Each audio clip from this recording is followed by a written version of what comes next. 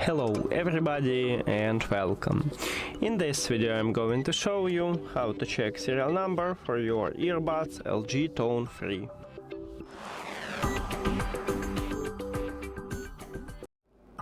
And basically you have a few options how to check it.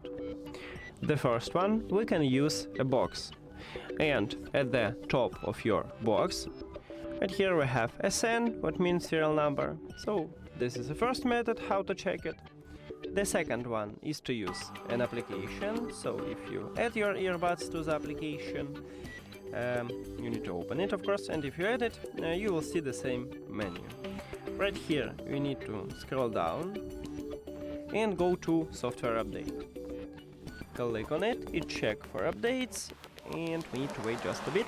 Right here at the top we also have serial number, and this is a second option. Now the third one is to find it at the charging case, and serial number located at the bottom of your charging case.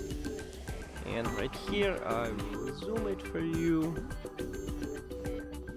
So right here, as you can see at the bottom, we have SN, what again means serial number, and this is a third option.